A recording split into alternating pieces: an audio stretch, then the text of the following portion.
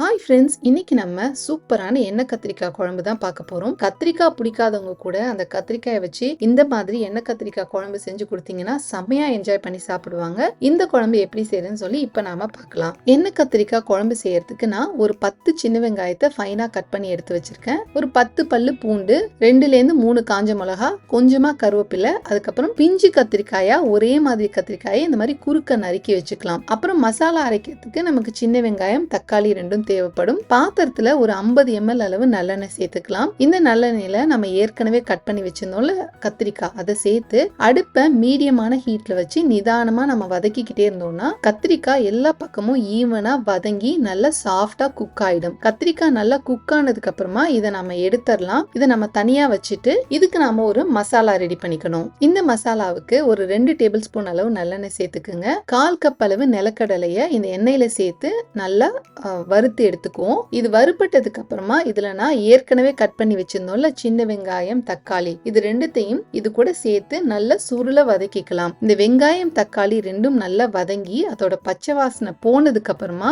இதே வெங்காயம் தக்காளி கூட நான் இந்த குழம்புக்கு தேவையான மிளகாத்தூளையும் சேர்த்து வதக்கிக்கிறேன். இந்த மிளகாத்தூள் நான் கார குழம்புக்காகவே அரைச்சது. இதோட ரெசிபி நான் ஏற்கனவே ஷேர் பண்ணிருக்கேன். மிளகா, மல்லி எல்லாம் போட்டு அரைச்சதுன்றதுனால இது மட்டுமே சேர்த்தோம்னா போதும். 1 டேபிள் ஸ்பூன் அளவு மிளகாத்தூளையும் இது கூட சேர்த்து அதோட பச்சை வாசனை போக நல்லா வதக்கிக்கலாம். எண்ணெய் நல்லா பிரிய ஆரம்பிச்சிடும். இந்த ஸ்டேஜ்ல நான் தேங்காய் பூ சேர்த்துக்கிறேன். அடுப்பை வந்து நிதானமான ஹீட்ல வச்சு நீங்க வதக்கிக்குங்க. ஏன்னா இதை அடி பிடிச்சாலோ கொஞ்சம் கருகுனாலோ அது வந்து குழம்போட டேஸ்டே மாத்திடும். நல்ல எண்ணெய் பிரியிற அளவு பாத்திரத்துல ஒட்டாம திரண்டு வர அளவுக்கு இதை நம்ம வதக்கிக்கணும். வதக்கிட்டு இதை நாம ஆற விட்டுலாம். இது ஆறுற டைம்ல நாம இப்ப குழம்பு ப்ரிப்பரேஷன் ஸ்டார்ட் பண்ணிடலாம். ஏற்கனவே நம்ம கத்திரிக்காய் வதக்கணும்ல, அதே பாத்திரத்துல 1 டேபிள் ஸ்பூன் கடுகு, 1/2 டீஸ்பூன் அளவு வெந்தயம் சேர்த்து வதக்கிக்கலாம். நம்ம ஏற்கனவே ரெடி பண்ணி வச்சிருந்த வெங்காயம், பச்சை மிளகா, கருவேப்பிலை, பூண்டு எல்லாத்தையும் இது கூட சேர்த்து நல்லா சுருள வதக்கிக்கலாம்.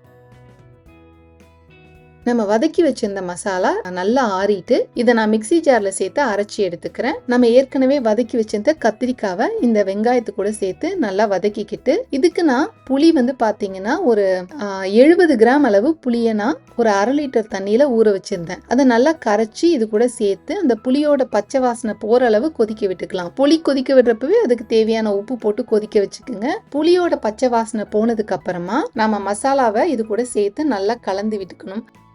இந்த குழம்போட திட்டத்தை நீங்க அட்ஜஸ்ட் பண்ணிக்கிங்க. ரொம்ப வந்து தண்ணியா இருக்கக்கூடாது. ஒரு மீடியமான திட்டத்துல நாம அந்த குழம்போட கன்சிஸ்டன்சி அட்ஜஸ்ட் பண்ணிக்கலாம். ரொம்ப வந்து பாத்தீங்கன்னா பாக்கிறதுக்கு லைட்டா இருக்கு அப்படின்றதுனால நான் ஒரு 3/4 டீஸ்பூன் அளவு காஷ்மீரி சில்லி பவுடர் போட்டிருக்கேன். இந்த காஷ்மீரி சில்லி பவுடர் போட்டோன்னே உங்களுக்கு பாத்தீங்கன்னாலே அந்த குழம்பு கொஞ்சம் பிரைட்டா தெரியும். அதுக்காகத்தான் இது போடுறதுக்கு முன்னாடி நான் கொஞ்சம் டேஸ்ட் பண்ணி பார்த்துக்கிட்டேன். கொஞ்சம் காரம் கம்மியா இருந்தது. அதுக்காகவும் நான் வந்துட்டு காஷ்மீரி சில்லி பவுடர் சேர்த்துக்கிட்டேன்னா, சப்போஸ் உங்களோட மிளகாத்தூளே நல்ல கலர் கொடுக்குது, காரம் கொடுக்குதுன்னா நீங்க வந்து இந்த காஷ்மீரி சில்லி பவுடர் போட தேவையில்லை. அடுப்பை வந்து மீடியம் ஹீட்டுக்கும் கம்மியா வச்சு குழம்பு கொதிக்க விட்டீங்க அப்படின்னா நல்லா கொதி வந்து எண்ணெய் கக்க ஆரம்பிச்சிடும். இறக்கிறதுக்கு முன்னாடி ஒரு குழிக்கரண்டி அளவு நல்லெண்ணெயை சேர்த்து அதுக்கப்புறம் ஒரு 2 நிமிஷம் கொதிக்க விட்டு இறக்குனீங்கன்னா நம்மளோட எண்ணெய் கத்திரிக்காய் குழம்பு ரெடி. செம்ம டேஸ்டா இருக்கும். இதுக்கு தொட்டுக்கெல்லாம் எதுவுமே தேவையில்லை. இந்த கத்திரிக்காய் தொட்டுட்டே சாப்பிடலாம். செய்யற அணையை விட அடுத்த நாள் இதோட டேஸ்ட் ரொம்ப செம்மையா இருக்கும். நல்ல சூடான சாதத்துல எண்ணெய் கத்திரிக்காய் குழம்பு வச்சுட்டு சைடுல 2 அப்பளம் வச்சு சாப்பிட்டீங்கன்னா செம்ம ஃபில்லிங்கா இருக்கும். இந்த ரெசிபி நீங்க கண்டிப்பா ட்ரை பண்ணுங்க. வீடியோ பிடிச்சிருந்ததுன்னா மறக்காம லைக் பண்ணுங்க. இது வரைக்கும் நீங்க என்னோட சேனலுக்கு சப்ஸ்கிரைப் பண்ணதில்ல, இதான் முதல் முறையா என்னோட சேனல் வீடியோஸ் பாக்குறீங்கன்னா மறக்காம மத்த ரெசிபிஸும் பாருங்க. அனிதாஸ் ஹாப்பி ஹோம்க்கு சப்ஸ்கிரைப் பண்ணுங்க. உங்களோட கமெண்ட்டை கண்டிப்பா என்கிட்ட ஷேர் பண்ணிக்கிங்க. நெக்ஸ்ட் இன்னொரு சூப்பரான ரெசிபியோட உங்களை நான் மீட் பண்றேன்.